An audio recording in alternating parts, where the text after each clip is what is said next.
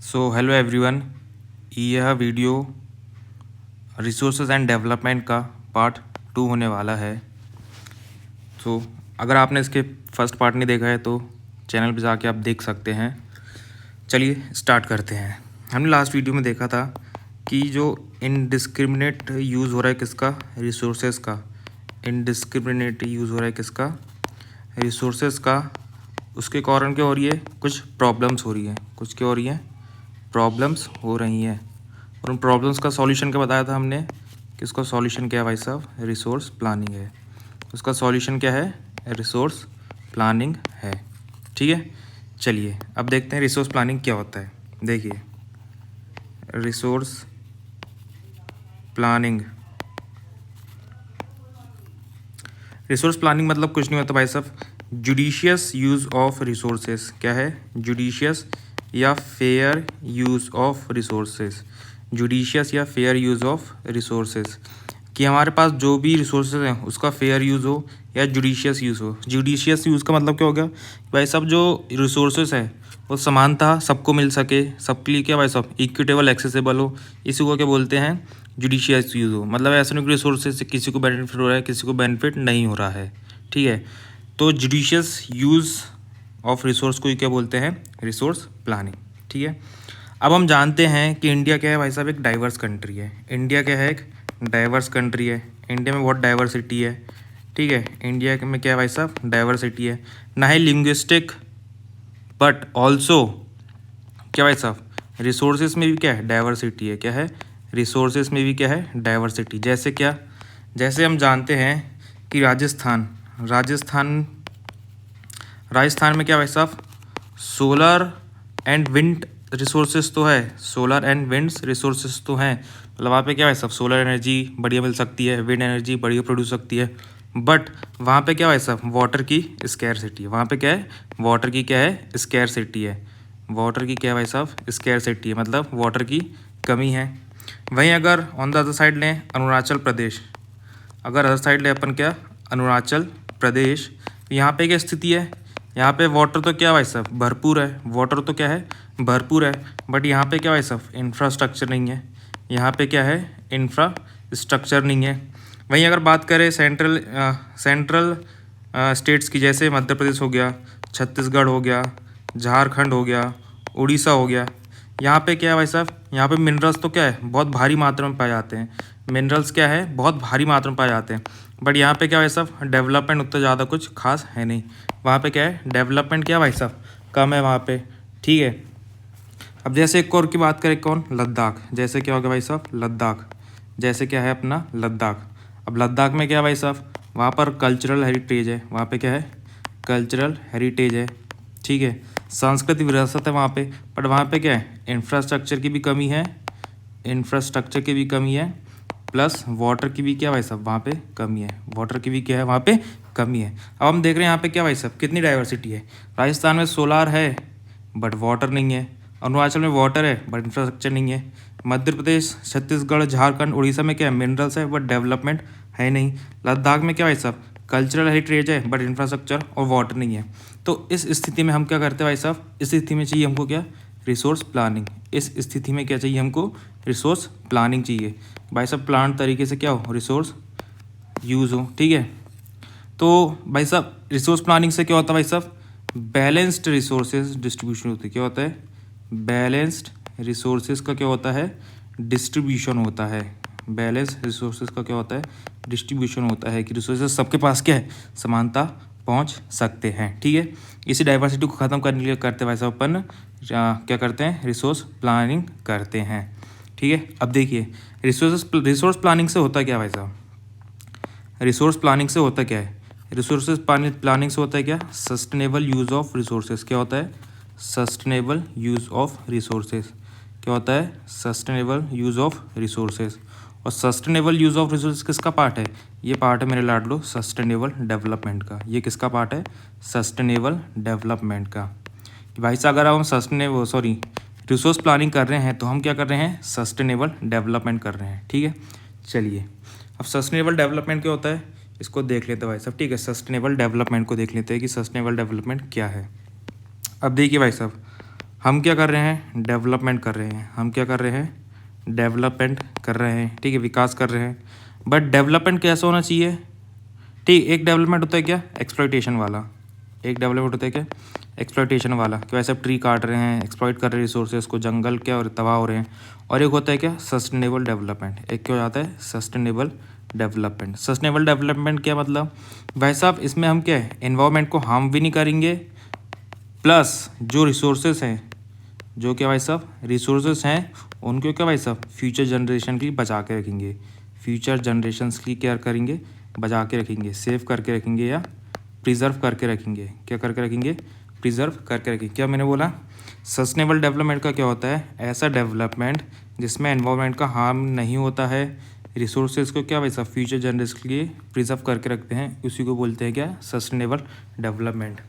तो किताब में एक डेफिनेशन लिखी है, उसको मैं यहाँ लिख देता हूँ यहाँ पे, ठीक है। भाई साहब सस्टेनेबल डेवलपमेंट होता है development without damaging the environment, development without damaging the environment and development and क्या भाई साहब, development in the present should not compromise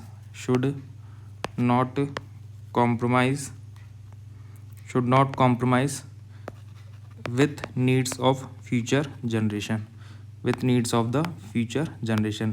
भाई साहब अभी हम जो डेवलपमेंट कर रहे हैं उससे जो फ्यूचर जनरेशन है उसकी जो क्या भाई सब नीड्स है वो कॉम्प्रोमाइज़ नहीं होना चाहिए। इसको वो क्या बोलते हैं, सस्टेनेबल डेवलपमेंट। सर एक लाइन में बोलते सस्टेनेबल डेवलपमेंट कुछ नहीं है, हमारी पूर्ति करना प्लस जो फ्यूचर जनरेशन उनकी भी रिसोर्स की पूर्ति करना, यही क्या भाई साहब सस्टेनेबल डेवलपमेंट है, ठीक है। अब देखिए हमने पढ़ा था पिछले चैप्टर में कि कुछ क्या चल रहे हैं, ग्लोबल क्राइसिस चल रहे हैं। क्या चल रहा है भाई साहब, ग्लोबल क्राइसिस चल रहा है। क्या चल रहा है, ग्लोबल क्राइसिस चल रहा है, ग्लोबल वार्मिंग चल रहा है, लैंड डिग्रेडेशन चल रहा है, ठीक है। और साथ ही में क्या करवाना अपन को, सस्टेनेबल डेवलपमेंट करवाना है। क्या करवाना है, सस्टेनेबल डेवलपमेंट करवाना है। तो इसी सिलसिले में क्या होता है भाई साहब, इसी सिलसिले में क्या होता है 1992 में, डेट ध्यान रखिएगा, क्या होता है 1992 में ब्राज़ील के कहाँ, रियो डी जेनेरियो में, कहाँ, रियो डी जेनेरियो में क्या होता है भाई साहब, एक समिट होती है। क्या होती है, एक समिट होती है, जिसको क्या बोलते हैं हम, अर्थ समिट। क्या बोलते हैं भाई साहब, अर्थ समिट होती है, ठीक है। क्या बोला मैंने, 1992 में ब्राज़ील के रियो डी जेनेरियो में क्या होती है, एक समिट होती है, जिसको क्या बोलते हैं अपन, अर्थ समिट। क्या बोलते हैं, अर्थ समिट बोलते हैं, ठीक है। तो ये क्या था, इसका कौन करवा रहा था इसको, तो भाई साहब ये करवा रहा था कौन, United Nations conference on environmental development, environment and development, ठीक है। क्या थी ये भाई साहब, ये United nation conference on environment and development की क्या थी, कॉन्फ्रेंस थी, जिसको क्या बोला गया, अर्थ समिट बोला गया। कब हुई थी, 1992 में हुई थी। कहाँ हुई थी, ब्राज़ील के रियो डी जेनेरियो में, ठीक है। चलिए अब होता क्या है इसमें भाई साहब, ये जो 1992 की अर्थ समिट थी, इसमें क्या होता है, इसमें भाई साहब 100+ कंट्रीज़ के क्या आते हैं, हेड्स आते हैं, मतलब वहाँ के जो मुखिया, जैसे इंडिया के हेड कौन है, प्राइम मिनिस्टर, तो वहाँ भी कौन गए होंगे, प्राइम मिनिस्टर गए होंगे, ठीक है। तो 100+ कंट्रीज़ के कौन जाते हैं, हेड जाते हैं, और वो क्या करते हैं भाई साहब, मीटिंग करते हैं। क्या करते हैं, मीटिंग करते हैं। मीटिंग काय में थी, तो मीटिंग थी किसको लेके, ग्लोबल क्लाइमेट इश्यूज़ के लेके, किसको लेके, ग्लोबल क्लाइमेट क्राइसिस जो चल रहा है इसको लेके थी, ठीक है। और किसको लेके थी भाई साहब, बायोलॉजिकल डाइवर्सिटी को लेके थी, बायोलॉजिकल डाइवर्सिटी को लेके थी, ठीक है। जो डाइवर्सिटी वो क्यों ख़त्म होते जा रही है, ठीक है। और क्या था भाई साहब, सस्टेनेबल डेवलपमेंट को लेके थी, किसको लेके थी, सस्टेनेबल डेवलपमेंट को लेके थी, ठीक है। अभी जो हेड्स हैं ये क्या करते हैं भाई साहब, एक साइन करते, क्या करते हैं, कुछ कन्वेंशन साइन करते हैं, कुछ क्या करते हैं, कन्वेंशंस क्या करते हैं, साइन करते हैं, कुछ कन्वेंशंस क्या करते हैं, कन्वेंशन बोल दिया, क्या बोल दो भाई साहब, एग्रीमेंट बोल दो, वो क्या करते हैं, साइन करते हैं, ठीक है। अब क्या होता है, कन्वेंशन कौन कौन से थे भाई साहब, 3 मेन कन्वेंशन, ध्यान रखिएगा, डायरेक्ट पूछ सकता है एग्जाम में। सबसे पहला आता है क्या, रियो डिक्लेरेशन। सबसे पहले क्या आता है भाई साहब, रियो डिक्लेरेशन। सबसे पहले क्या आता है, रियो डिक्लेरेशन। दूसरा क्या आता है मेरे लाडो, दूसरा आता है इसमें क्या, ग्लोबल फॉरेस्ट प्रिंसिपल। क्या आता है, ग्लोबल फॉरेस्ट प्रिंसिपल। दूसरा क्या आता है, ग्लोबल फॉरेस्ट प्रिंसिपल। और तीसरा आता है क्या, एजेंडा 21। एजेंडा क्या भाई साहब, 21, एजेंडा 21। ठीक है, चलिए अब देखिए एक बार रिवाइंड करवा देते फिर से। 1992 में ब्राज़ील में रियो डी जेनेरियो में क्या होती है, एक समिट होती है जिसको क्या बोला गया, अर्थ समिट। ये कौन सी समिट थी, ये थी United nation conference on environment and development की क्या थी, एक समिट थी। क्या बोला मैंने, 1992 में ब्राज़ील के रियो डी जेनेरियो में United nation conference on environment and development की समिट हुई थी, जिसको क्या बोला जाता है, अर्थ समिट बोला जाता है। ठीक है, क्या होता है इसमें, 100 से ज़्यादा कंट्रीज़ के हेड आते हैं जो मीटिंग करते हैं, और मीटिंग होती है कौन से इशू में, ग्लोबल क्लाइमेट चेंज या क्राइसिस में, बायोलॉजिकल डाइवर्सिटी में, और किस में, सोशल डेवलपमेंट के मुद्दे में। तो ये लोग जो हेड रहते हैं वो क्या करते हैं, एक कन्वेंशन साइन करते हैं। 3 मेन कन्वेंशन हुए, Rio declaration, global forest principal और एजेंडा 21। क्या है, एजेंडा 21। ठीक है, चलिए अब ये जो एजेंडा 21 था ये क्या था, ये कहाँ हुआ साइन भाई साहब, 1992 के अर्थ समिट में। कौन सी कॉन्फ्रेंस थी, United nation conference on environment and development में थी। ठीक है, United nation conference on environment and development थी। ठीक है, कहाँ हुई थी तो बता दिया, रियो डी जेनेरियो में।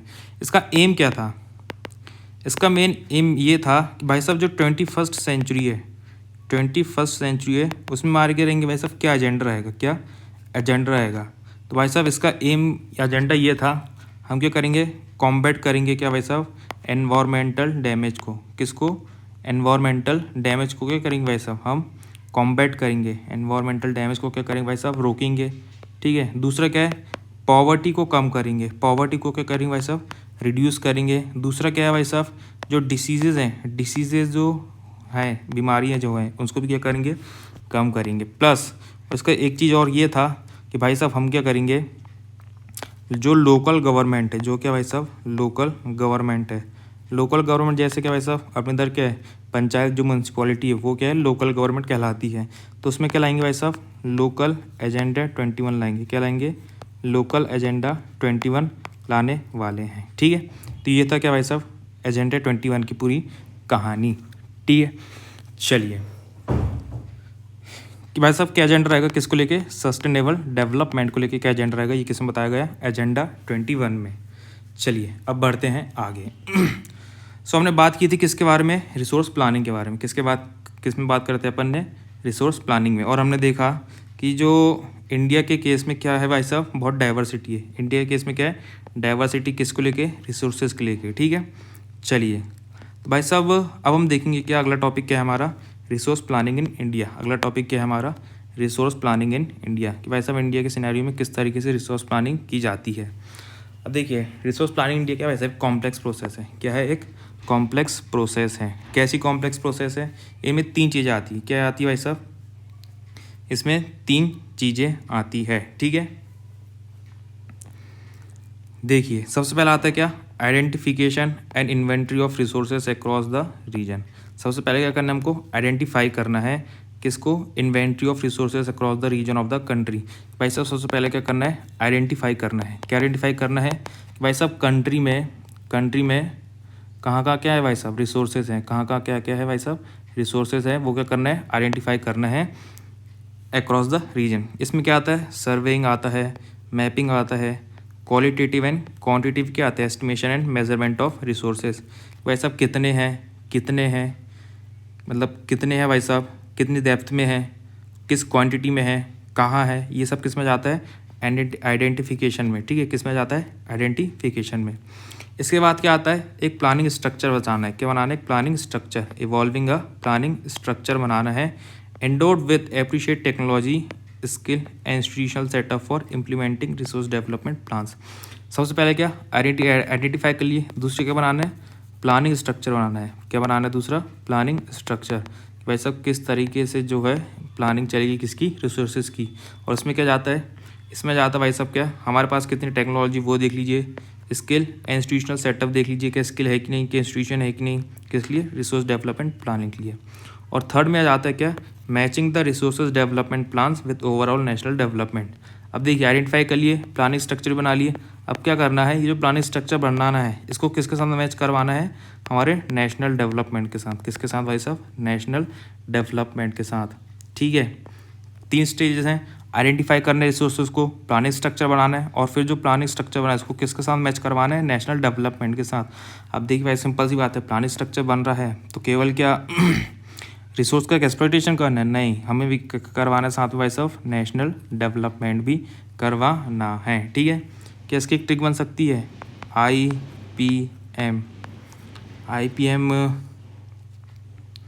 IPM इसका ट्रिक बन सकती है, बिल्कुल बन सकती है। जैसे क्या, इंडिया पाकिस्तान मैच, वाह, आई से आइडेंटिफिकेशन, पी से क्या जाएगा प्लानिंग, और मैच से क्या वैसे मैचिंग विद नेशनल डेवलपमेंट।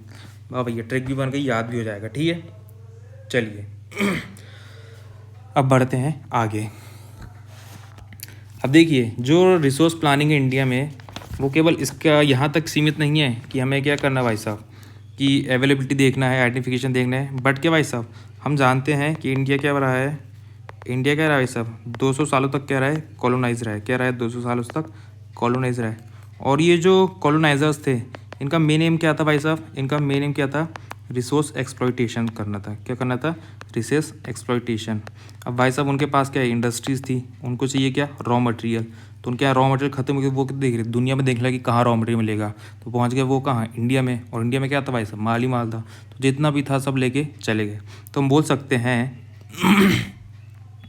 कि जो फॉरेन इन्वेडर्स थे उनका मेन अट्रैक्शन क्या था भाई साहब, रिसोर्स एक्सप्लॉइटेशन था। ठीक है, रिसोर्स एक्सप्लॉइटेशन था। अब जब इंडिया प्लानिंग करता है, जब क्या करता है, इंडिया प्लानिंग करता है किसकी, रिसोर्स प्लानिंग की, तो ये 3 चीज़ें ध्यान रखता है, बट वो साथ में क्या लेके चलता है भाई साहब, वो 3 चीज़ें और लेके चलता है। सबसे पहले क्या, कॉलोनियल एक्सपीरियंस, क्या लेके चलता है, कॉलोनियल एक्सपीरियंस। इसका मतलब क्या हुआ भाई साहब, जब कॉलोनियल मतलब जब ब्रिटिशर्स आए तो उन्होंने क्या किया भाई साहब, कहीं कुछ ज़्यादा डेवलपमेंट कर दिया, कहीं कुछ क्या कम डेवलपमेंट कर दिया। ठीक है, कहीं कुछ ज़्यादा रिसोर्स एक्सप्लॉइट कर दिए, कहाँ कुछ कम कर दिए। इसके कारण क्या, इनइक्वालिटी हो गई। तो जो कॉलोनियल एक्सपीरियंस है उसको ध्यान में रखते हुए हमें क्या करना है, बैलेंस रिसोर्सेज प्लानिंग करनी है। दूसरा क्या है, दूसरा देखते हैं हम क्या, क्वालिटी ऑफ ह्यूमन रिसोर्स। क्या देखते हैं, क्वालिटी ऑफ ह्यूमन रिसोर्स। क्या देखते हैं दूसरा, क्वालिटी ऑफ ह्यूमन रिसोर्स, कि हमारा जो ह्यूमन्स हैं उनकी क्वालिटी क्या है, कि उनके पास स्किल्स हैं जिससे वो रिसोर्स निकाल सकें। इसी को बोलते हैं क्या, quality of resource, human resource, quality of human resource बोलते हैं। ठीक है, अगर यहाँ तक क्लियर है तो बढ़ते हैं अगले टॉपिक में। अगला टॉपिक हमारा क्या, कंजर्वेशन ऑफ रिसोर्सेज। अगला टॉपिक क्या है, कंजर्वेशन ऑफ रिसोर्सेज। क्या है भाई साहब, कंजर्वेशन ऑफ रिसोर्सेज। अब सी देखिए, हाँ, अब हम भाई साहब रिसोर्सेज का यूज़ तो करते हैं अपने डेली नीड्स को फुलफिल करने के लिए, बट क्या उसका ओवर एक्सप्लॉइटेशन करना चाहिए, नहीं भाई साहब, क्या ओवर एक्सप्लॉइटेशन नहीं करना चाहिए, ओवर एक्सप्लॉइटेशन नहीं करना चाहिए। अगर ओवर एक्सप्लॉइटेशन होता है तो इससे क्या होता है भाई साहब, प्रॉब्लम्स क्रिएट होती है। इससे क्या होती हैं, प्रॉब्लम्स क्या होती हैं, क्रिएट होती है। कौन कौन सी problem, socio economic problem create हो सकती है जो अपन ने ऊपर डिस्कस किए थे। और क्या भाई साहब, एनवायरमेंटल प्रॉब्लम क्या हो सकती है, आ सकती है। ठीक है, तो उसके लिए क्या होगा भाई साहब, तो इसमें क्या है, कुछ थिंकर्स आए, क्या है भाई साहब, कुछ थिंकर्स आए जिन्होंने क्या है, कंजर्वेशन ऑफ रिसोर्स को लेकर कुछ आइडियाज़ दिए। और ऐसे ही एक इम्पॉर्टेंट लीडर कौन थे भाई साहब, महात्मा गांधी। ऐसे ही एक इम्पॉर्टेंट लीडर कौन थे, महात्मा गांधी जी थे। ठीक है, Mahatma Gandhi father of nation. ठीक है, चलिए अगला। अब देखिए भाई साहब वो क्या थे, इन्होंने क्या है, कंजर्वेशन ऑफ रिसोर्स के लिए क्या है, अपनी वॉइस रेस की। और इनका एक फेमस कोट है, क्या भाई साहब, देयर इज़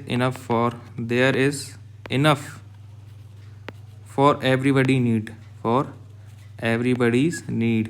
भाई साहब जो अर्थ है उसमें सभी की नीड्स लिए क्या है, भरपूर मात्रा में क्या है, रिसोर्सेस हैं। अर्थ में सभी की नीड्स लिए भरपूर मात्रा में क्या भाई साहब, रिसोर्सेज हैं। बट एक मिनट, एवरीबडी नीड्स बट, एक मिनट, बट नहीं, क्या बोला मैंने, there is enough for everybody's need and not for anybody's greed, anybody's क्या भाई साहब, ग्रीड, एनीबडीज ग्रीड। अब देखिए क्या बोला, महात्मा गांधी का कोट है कि there is enough for everybody's need and not for anybody's greed. ये लालच करोगे कुछ नहीं मिल पाएगा, बट अगर कंजर्व करके रखोगे तो सब कुछ मिलेगा, क्योंकि अर्थ में क्या है, सबके लिए भरपूर मात्रा में है। ठीक है, और क्या बोलते थे भाई साहब महात्मा गांधी जी, इन्होंने का महात्मा गांधी जी का ये मानना था कि जो ग्रीडी नेचर है किसका, greedy, selfish and exploitative nature है किसका, ह्यूमन का, एक्सप्लॉयटेटिव नेचर है किसका भाई साहब, ह्यूमन का। Greedy, selfish and exploitative nature है किसका, ह्यूमन का। या बोलते जो मॉडर्न टेक्नोलॉजी है, जो क्या है, मॉडर्न टेक्नोलॉजी है, जो ग्रीडी, सेल्फिश, एक्सप्लॉयटेटिव नेचर है किसका, ह्यूमन मॉडर्न टेक्नोलॉजी का। यही क्या है, रीज़न है, यही क्या है, मेन रीज़न है किसका भाई साहब, रिसोर्स डिप्लेशन का। यही क्या है, रिसोर्स डिप्लेशन का। भाई साहब ये जो रिसोर्स ख़त्म होती जा रही है, ये क्यों होती जा रही है, ऐसा महात्मा गांधी जी का मानना है कि जो लालची है, स्वार्थी है, और क्या भाई साहब एक्सप्लॉयटेटिव क्या है, नेचर है किसका, ह्यूमन का, या जो भाई मॉडर्न टेक्नोलॉजी डेवलप हुई है उसका, वही मेन रीज़न है किसका भाई साहब, जो रिसोर्स के और डिप्लीट हो रही हैं। और उनका ये मानना था कि भाई साहब हमें क्या करना है, मास प्रोडक्शन नहीं करना है, मास प्रोडक्शन यही नहीं करना है। मास प्रोडक्शन मतलब क्या भाई साहब, वो हड्डी मास वाला नहीं, मास मतलब क्या, क्वांटिटी, मतलब हाई क्वांटिटी समझ लो, क्वांटिटी क्या बहुत हाई है, बहुत ज़्यादा नंबर ऑफ प्रोडक्शन नहीं करना है, बल्कि हमें क्या करवाना है, production by masses, production by masses. ठीक है, प्रोडक्शन बाय मासेस का मतलब क्या होता है कि भाई साहब देखिए, कोई एक व्यक्ति हज़ार भाई साहब हज़ार नग न बनाए, बल्कि क्या है, हज़ार लोग मिल के क्या भाई साहब हज़ार नग बनाए। क्लियर है, क्या बोला मैंने, भाई साहब कोई एक ह्यूमन 100 पीसेस ना बनाए, क्या बोला मैंने, कोई एक ह्यूमन 100 पीसेस ना बनाए, बल्कि क्या भाई साहब 100 ह्यूमंस क्या भाई साहब 100 पीसेस बनाए। क्लियर है यहाँ तक, मतलब क्वांटिटी, कोई भी चीज़ की क्वांटिटी भाई साहब, कपड़ा मकान जो भी है उसकी क्या कराएं, प्रोडक्शन करें। ठीक है, ये किसका मानना था, महात्मा गांधी जी का। देखिए क्या बोला मैंने, Mahatma Gandhi ji, there is enough for everybody is need and not for anybody greed. भाई साहब जो ग्रीडी, सेल्फिश, एक्सप्लॉयटेटिव नेचर है ह्यूमंस का, वही क्या है, मेन रीज़न है किसका, रिसोर्स डिप्लीशन का। मास प्रोडक्शन प्रमोट नहीं करते थे, बल्कि प्रोडक्शन बाय मासेस प्रमोट करते थे, कौन, महात्मा गांधी जी। अब बढ़ते हैं अगले टॉपिक में, और जो अगला टॉपिक है हमारा वो क्या है भाई साहब, अब देखिए जो कंजर्वेशन ऑफ रिसोर्सेज है, जो कंजर्वेशन ऑफ क्या है, ऑफ रिसोर्सेज है, इसको लेकर सबसे पहले बात की कहाँ गई थी, इंटरनेशनल लेवल पे, इंटरनेशनल लेवल पे इसको फर्स्ट टाइम कब लाया गया था कन्वर्सेशन में, तो क्लब ऑफ रोम के थ्रू लाया गया था। किसके थ्रू लाया गया था, क्लब ऑफ रोम के थ्रू लाया गया। भैया क्या करो, first time club of Rome ने बोलते कि क्या करो, रिसोर्स को कंजर्वेशन करो। साथ ही भाई साहब एक जो गांधीयन फिलोसॉफी है, जो भी अपन डिस्कस करे, जो क्या है गांधीयन फिलोसॉफी है, वो एक बुक थी क्या, स्मॉल इज़ ब्यूटीफुल, एक बुक थी जिसका नाम क्या था, स्मॉल इज़ ब्यूटीफुल। उसमें क्या की भाई साहब पब्लिश की गई, और जो स्मॉल इज़ ब्यूटीफुल थी वो किसकी बुक थी, शूमेकर की। किसकी भाई साहब, शूमेकर। ऐसा प्रोनाउंसिएशन थोड़ा गड़बड़ हो सकता है, बाकी समझ जाइए। ठीक है, अब क्या होता है आगे, अब आगे क्या होता है भाई साहब, एक ब्रंडलैंड कमीशन बनता है। क्या भाई साहब बनता है,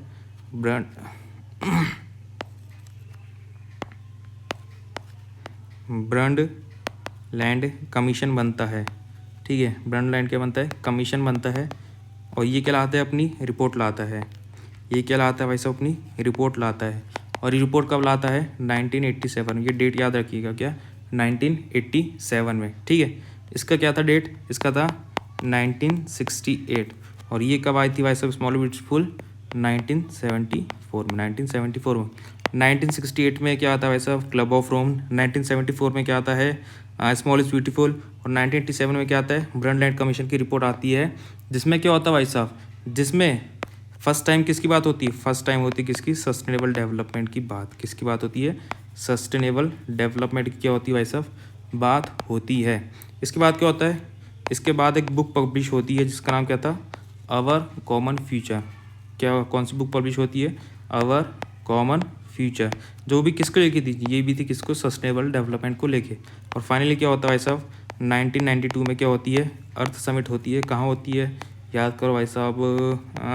सर ब्राज़ील में होती है, ब्राज़ील के रियो डी जेनेरियो में होती है। ठीक है, चलिए एक बार फट से क्या करते हैं, रिवाइज कर लेते हैं। भाई साहब जो कंजर्वेशन ऑफ रिसोर्सेज है उसको इंटरनेशनल लेवल पे फर्स्ट टाइम किसने लाया था, क्लब ऑफ रोम लाया था। कब लाया था, 1968 में। ठीक है, फिर गांधीयन फिलोसॉफी जो अपन ने बात कर दी, there is enough for everybody's need and not for anybody's greed. ठीक है, ये वाली फिलोसॉफी किस में लाई गई, स्मॉल इज़ ब्यूटीफुल। कब लाई गई, 1974 में। किसकी बात, शूमेकर के बाद। ठीक है, फिर क्या होता है 1987 में क्या आती है, ब्रंडलैंड कमीशन रिपोर्ट आती है। ठीक है, ब्रंडलैंड कमीशन रिपोर्ट आती है, फर्स्ट टाइम के बाद आती है, सस्टेनेबल डेवलपमेंट के बाद में बताती है। इसके बाद क्या होता है, एक बुक आती है जिसका टाइटल क्या था, आवर कॉमन फ्यूचर। फिर 1992 में क्या होता है, अर्थ समिट होती है कहाँ, ब्राज़ील के रियो डी जेनेरियो में। ठीक है, चलिए अगर यहाँ तक कहानी हो चुकी है, अगर आप यहाँ तक देख चुके हैं तो एक बार क्या करते हैं, फट से रिवाइज़ कर लेते हैं। फट से क्या कर लेते हैं भाई साहब, रिवाइज़ कर लेते हैं। ठीक है, चलिए सबसे पहले मैं बताया था रिसोर्स प्लानिंग। क्या बताया था मैंने, रिसोर्स प्लानिंग। क्या था रिसोर्स प्लानिंग, याद करो भाई, याद करो। सर कुछ फेयर यूज़ बता रहे थे, हाँ याद आ गया sir, fair use of resources. Fair use of resources क्या है, फेयर यूज़ ऑफ रिसोर्सेज है। इंडिया केस में क्या बताया था मैंने, क्या है सर, एक लेंदी कॉम्प्लेक्स प्रोसेस है। रिसोर्स प्लानिंग इन इंडिया क्या है, कॉम्प्लेक्स प्रोसेस है। कॉम्प्लेक्स प्रोसेस है, इसमें 3 स्टेप बढ़ाया था। क्या सर, कुछ इंडिया पाकिस्तान मैच कर रहे थे आप, इंडिया पाकिस्तान मैच कर रहे थे आप। या आई से क्या बताया था, आइडेंटिफिकेशन ऑफ रिसोर्सेज। क्या बताया था, आइडेंटिफिकेशन ऑफ रिसोर्सेज। पी से क्या बताया था, प्लानिंग। सर काय की प्लानिंग, यह प्लानिंग स्ट्रक्चर बनाना है। क्या बनाना है, एक प्लानिंग स्ट्रक्चर बनाना है। और मैच क्या करवाना है सर, इसकी मैचिंग करवाना है किसके साथ, नेशनल डेवलपमेंट के साथ। किसके साथ मैचिंग करवाना है, नेशनल डेवलपमेंट के साथ क्या करवाना है, इसकी मैचिंग करवाना है। ठीक है सर, क्यों इंपॉर्टेंट है ये, इंपॉर्टेंट क्योंकि भाई साहब इंडिया में क्या है, डाइवर्सिटी है। क्या बताया था मैंने, इंडिया में क्या है, डाइवर्सिटी है। ठीक है, चलिए अब बढ़ते हैं आगे, दूसरा टॉपिक। दूसरा मैंने बताया था सस्टेनेबल डेवलपमेंट। क्या बताया था मैंने, सस्टेनेबल डेवलपमेंट। याद करो भाई साहब, सस्टेनेबल डेवलपमेंट। सर क्या बताया था, सस्टेनेबल डेवलपमेंट, याद करो लाडलो, वीडियो को पॉज करो, याद करो क्या बताया था। सर आपने बताया था कि, हाँ याद आ गया सर, कि sir development without damaging the environment and development that do not compromise the need of future generation. अरे वाह, ये तो याद हो गया। चलिए बहुत बढ़िया भाई साहब, सस्टेनेबल डेवलपमेंट यही होता है। अब सस्टेनेबल डेवलपमेंट को लेके क्या हुई थी, एक समिट हुई थी। कब हुई थी समिट, याद करो याद करो याद करो याद करो याद करो। सर 1992 में हुई थी। कब हुई थी, 1992 में हुई थी। सर आपने एक 1968 भी बताया था, क्या हुआ था उसमें, याद करो क्या था क्या था क्या था। जोड़ डालो भाई सब दिमाग में, तभी दिमाग क्या होगी, शक्ति बड़ी दिमाग की। सर याद आ गया, क्लब ऑफ रोम के बारे में बताया था, जिसने फर्स्ट टाइम क्या है, कंजर्वेशन ऑफ रिसोर्स के बारे में बताया था इंटरनेशनल लेवल पे। तो 1968 में क्लब ऑफ रोम ने बताया था conservation of resources eight international level. इसके बाद आता है 1974, क्या बताया था, कोई बुक बताया था, गांधीयन फिलोसॉफी। हाँ सर, स्मॉल इज ब्यूटीफुल आया था, जिसमें गांधीयन फिलोसॉफी के आइडियाज़ के बारे में बताया था बाय शूमेकर। इसके बाद क्या होता है, सर 1987 का कुछ बताया था, कौन सी रिपोर्ट थी, हाँ याद आ गया, ब्रंडलैंड रिपोर्ट थी। ठीक है, जिसमें क्या बताया गया, फर्स्ट टाइम क्या बताया गया भाई साहब, सस्टेनेबल डेवलपमेंट के बारे में बताया गया। फिर क्या होता है, सर फिर 1992 क्या होता है भाई साहब, इसके बीच में क्या आती है, आवर कॉमन फ्यूचर क्या आता है भाई साहब, बुक आती है। ठीक है, जो किसको लेके थी, सस्टेनेबल डेवलपमेंट को लेके थी। फिर 1992 में क्या होता है भाई साहब, अर्थ समिट। अरे सर याद आ गया, अर्थ समिट बता रहे थे, कहाँ हुई थी सर, ब्राज़ील बता रहे थे आप, और कुछ रियो कर रहे थे, रियो डी जेनेरियो के बारे में बता रहे थे। बिल्कुल भाई साहब याद हो गई। इसको एक और बोलते ना, कुछ कौन करवाया था इसको, यूनाइटेड नेशन वाला कुछ बताया था उन्होंने, याद करो। हाँ sir, United nation convention on environment and development. ठीक है, अच्छा मैंने इसमें 3 डिक्लेरेशन बताया था, क्या हुआ था, 3 डिक्लेरेशन कौन कौन सी थी सर, सबसे पहले तो रियो वाली थी, रियो कन्वेंशन, ये डिक्लेरेशन जो बोलना है बोल दीजिए। ठीक है, दूसरी क्या थी सर, कुछ फॉरेस्ट के क्या थे भाई साहब, प्रिंसिपल्स थे, फॉरेस्ट के कैसे प्रिंसिपल्स थे सर, कुछ 21 कर रहे थे आप, वो क्या था, एजेंडा 21 था। क्या था, एजेंडा 21। सर एजेंडा 21 क्या था, कुछ नहीं था वैसे, 21st सेंचुरी, इसमें क्या एजेंडा रहेगा, किसको लेके, सस्टेनेबल डेवलपमेंट को लेके। सर इसमें आपने एक और एजेंडा बताया था, वो क्या था, हाँ सर लोकल गवर्नमेंट का एजेंडा बताया था, जिसको क्या बोलते हैं, लोकल एजेंडा 21 बताया था आपने। चलिए भाई साहब, अगर आपको ऐसा ही पसंद आया होगा ये रिवीजन या पढ़ाने का तरीका पसंद आया होगा तो वैसे हमारे साथ जुड़ सकते हैं आप। और जुड़ने का सबसे बढ़िया तरीका क्या है, चैनल को सब्सक्राइब कर दीजिए और बेल आइकन को ऑन कर दीजिए ताकि वीडियो की नोटिफिकेशन आपके पास पहुंचती रहे। अब अगली वीडियो रहेगी हमारी लैंड रिसोर्सेज पे, तब तक के लिए पढ़िए, रिवाइज करिए और मज़े मस्ती के साथ जीवन जी भाई साहब। बहुत बहुत धन्यवाद।